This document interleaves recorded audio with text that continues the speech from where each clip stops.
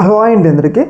కూటమి అధికారంలోకి వచ్చిన తర్వాత సొంత పార్టీ కార్యకర్తల మీదే కేసు నమోదు చేయడం జరిగింది. అది ఎలానంటే మనందరికీ తెలుసు, రీసెంట్గా పిఠాపురం నియోజకవర్గంలో నాగబాబు గారు తను ఎమ్మెల్సీగా బాధ్యతలు స్వీకరించిన తర్వాత పిఠాపురం నియోజకవర్గంలో కొన్ని డెవలప్మెంట్ యాక్టివిటీస్ చేపట్టడం జరిగింది. అందులో భాగంగా అన్నా క్యాంటీన్ని ప్రారంభించడం జరిగింది. అయితే ఆయన అన్నా క్యాంటీన్ ప్రారంభిస్తున్న సందర్భంలో వర్మ అభిమానులు, పిఠాపురం టీడీపీ ఇన్ఛార్జ్ వర్మ అభిమానులు అక్కడికి వచ్చి పెద్ద ఎత్తున నిరసనలు వ్యక్తం అయితే చేయడం జరిగింది. ఎందుకంటే స్థానికంగా ఉన్న టీడీపీ ఇన్ఛార్జిని ఎందుకు పిలవలేదు, అంటే వర్మ గారిని ఎందుకు పిలవలేదు అని చెప్పేసి పెద్ద స్థాయిలో అక్కడికి వర్మ గారి అభిమానులు, అంటే టీడీపీ కార్యకర్తలు అక్కడికి వచ్చి నాగబాబు గారికి వ్యతిరేకంగా తమ నినాదాలు ఇవ్వడమే జరిగింది.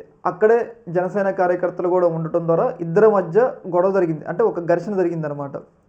మీరంటే మేము, మా వాళ్ళు మీరు గెలిచారు, మా వాళ్ళు సీటు త్యాగం చేయకపోతే మీరెక్కడ అనే ఈ యొక్క వాగ్వాదం అయితే నడిచింది. ముఖ్యంగా ఏంటంటే టీడీపీ కార్యకర్తలు, అంటే వర్మగారి అభిమానులు నాగబాబు గారికి వ్యతిరేకంగా నిరసన చేయడం ద్వారా జనసేన కార్యకర్తలు ఇచ్చిన ఫిర్యాదు మేరకు జనసేన కార్యకర్తలు మరియు అక్కడ ఉండే ఒక ఏఎస్ఐ అనే ఆయన కూడా కేసు పెట్టారనమాట. ఖాన్ అంట ఆయన పేరు, ముస్లిము.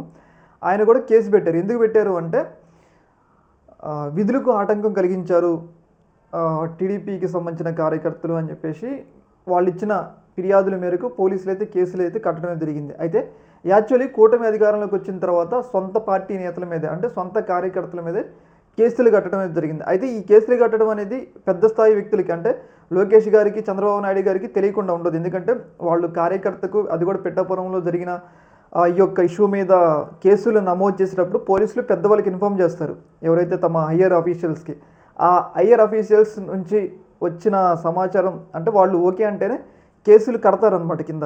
దీన్ని బట్టి మనం ఏమర్థమవుతుందంటే సొంతంగా టీడీపీ కార్యకర్తల మీద కేసులు కట్టారు కాబట్టి ఒక రకంగా వీళ్ళందరూ కూడా వర్మగారి వర్గీయులు. పేరుకే టీడీపీ కార్యకర్తలే కానీ వీళ్ళంతా కూడా వర్మగారి వర్గీయులు అనమాట. వర్మగారిని సపోర్ట్ చేసేవాళ్ళు.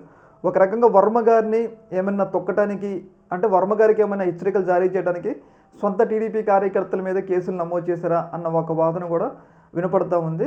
చూడాలి మరి ఈ యొక్క ఇష్యూ మీద వర్మ గారు ఎలా స్పందిస్తారో. ముఖ్యంగా ఏంటి అంటే రీసెంట్గా పిఠాపురం నియోజకవర్గంలో గొడవలు జరుగుతున్నాయి కాబట్టి ఈ గొడవలు కంట్రోల్ చేయడానికి ప్రభుత్వం సపోర్టు జనసేనకే ఉంది అని చెప్పేసి ఏమైనా సైన్ ఇచ్చారా అన్న, అంటే ఏమైనా ఒక రకమైన స్టాండ్ తీసుకున్నారా అన్న వాదన కూడా ఏర్పడుతుంది.